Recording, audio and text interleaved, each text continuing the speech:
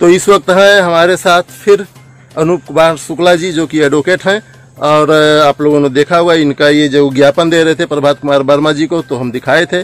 दोबारा इन्हें कुछ फिर परेशानियां आई हैं, कुछ समस्याएं आई हैं, वो हम इन्हीं से बात करते हैं। तो अब क्या प्रगति है ज्ञापन देने के बाद और बाइट देने के बाद में? श्रीमान जी, ज्ञापन देने के बाद या न्यूज चलने के बाद हमने देखा कि लोगों की समस्याएं हल होती हैं, लेकिन मेरी समस्याएं किसी दूसरे तरीके से हल की गई। श्रीमान थाना अध्यक्ष छपिया द्वारा मेरी समस्याओं को इस तरह से नहीं हल किया गया कि उस समस्या का निस्तारण करके हल किया जाए। उन्होंने अपने हल्का सिपाही पटेल राय और हल्का इंचार्ज, चौकी इंचार्ज जो मदन लाल गौतम जी हैं, उनको भेज करके और मुझे रात में उठवा लिया। और रात में उठवाने के बाद जो है उसके बाद पटेल राय जी मतलब हमको लेके गए। तो रास्ते पर तो सामान्य स्थिति में गया, लेकिन वहां पहुंचते ही मुझे धक्का देके एकदम बिल्कुल धक्का देके गिरा दिया गया। गिराने के बाद काफी जो है मुझे मारा पीटा गया। जिस तरह से मारा पीटा गया वो तो मैं अब सबके सामने, चूंकि बहुत कुछ जब सारी चीजें खुल चुकी है तो बहुत कुछ चीजें खुलनी भी चाहिए, दिखनी भी चाहिए। ये जो है ये अच्छा, ये जो है धारियां जो दिख रही हैं, ये आप क्या कहना चाह रहे हैं? आपको मारा गया है क्या?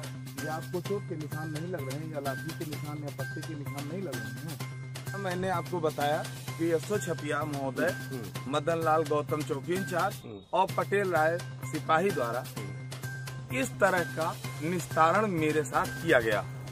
अब मैं बहुत सारी समझौता वगैरह के लिए ले गए थे, समझौता आपने नहीं किया? ये नियत ही थी मारा जाए? उन मारने की नियत ही थी। अच्छा, उनका सिर्फ एक ही नियत है कि मैं किसी भी तरह से। ये है कि पुलिस द्वारा आपको उठाया गया और आपकी पिटाई की गई? बिल्कुल पिटाई की गई। अच्छा, बिल्कुल पिटाई की गई। और उस मतलब पता नहीं, बाइट देने के बाद में, जब आप ज्ञापन देने के बाद उन्होंने कहा कि सुधर जाओ नहीं तो सुधार दूंगा, मुकदमों की बौछार लगा के सुधार दूंगा। आप वकील साहब वकालत अपनी केवल अपने ही मुकदमे से करोगे, दूसरी मुकदमे की आपको जरूरत नहीं पड़ेगी। तो इसके बाद आपने फिर क्या किया? जैसे आपको रात में पीटा गया, जैसे श्रीमान जी, चूंकि पुलिस के हमने एक बार आप बाइट दे दी और उसका परिणाम ये रहा, तो अब मेरे अगले कार्यक्रम या अगली कार्यवाही को मैं अभी आप लोगों को इसलिए अवगत नहीं करा सकता क्योंकि इसका निस्तारण भी किसी तीसरे तरीके से इनकाउंटर करके कर दिया जाए।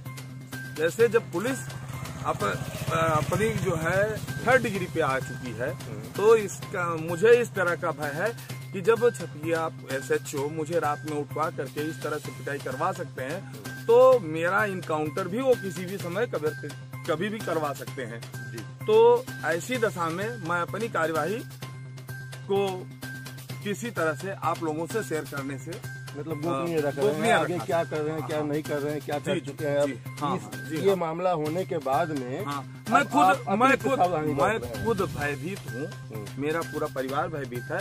मेरा पूरा परिवार ये कह रहा है कि घर छोड़ दो, चले जाओ, जब तक ये SHO साहब हैं 4-6 महीने यहाँ न रहो, यहाँ कोई काम मत करो। ये अगर यही रहेंगे तो यहाँ से छोड़ के चले जाओ, पलायन कर जाओ या घर बेच दो। ये SHO कभी भी कुछ भी करवा सकते हैं। इस स्थिति में चूंकि मेरे पिताजी के शुगर है, सन 84 से, आंख से थोड़ा उनको कम दिखता है, काफी मनोबल से कमजोर है, माताजी भी वृद्ध है, मैं उनका इकलौता लड़का हूँ। तो इस वजह से, और चूंकि मैं पैर से विकलांग हूँ, इसलिए सबको, और 3-3, 2-2 बच्चियां हैं, एक बेटा है, तो सबको अन्य तरह से भय है कि कहीं मेरे साथ कोई ऐसी घटना न हो जाए। इसलिए सभी लोग ये चाहते हैं कि इन SHO महोदय के रहते हुए मैं यहाँ से कहीं या तो पलायन कर जाऊं या सब कुछ बेच के या इस क्षेत्र को छोड़ दूं। ये जो है हमारे परिवार का अपना वो है। मैं भी अपनी जगह पे तटस्थ हूँ कि महोदय इनकाउंटर करना चाहे इनकाउंटर कर दें, मैं इस क्षेत्र को छोड़ करके कहीं जाने वाला नहीं हूँ। और मैं मुखर होके, जो भी मेरे साथ समस्या है, मैं मुखर होके कहूंगा। आज भी कह रहा हूँ, आगे भी कहता रहूंगा। इस मार का कोई असर नहीं इनकाउंटर तक खत्म होने तक कोई असर होगा। इनकाउंटर के पहले तक इस मारपीट से वो फिर से उठा के और मारे पीटे, मुझे कोई दिक्कत नहीं है। तो आप लोग देख रहे हैं, यह है अनूप कुमार शुक्ला एडवोकेट, निवासी हथियागढ़, थाना छपिया पुलिस पर ये इल्जाम आप लगा रहे हैं। और इन्होंने जो बाइट दिया था पिछली वीडियो आप लोग देख सकते हैं, उसमें पूरी कहानी इन्होंने बताई थी कैसे क्या हुआ। अब चूंकि उसको हम यहाँ दोहराना नहीं चाहते हैं, वीडियो खामखा बहुत लंबी होगी, न्यूज़ बड़ा लंबा होगा, तो आप लोग पीछे जाके देख सकते हैं। लेकिन मैं ये जरूर कहूँगा कि ये जांच का विषय है, बहुत ही बड़ा जांच का बहुत बड़ा कांड है ये।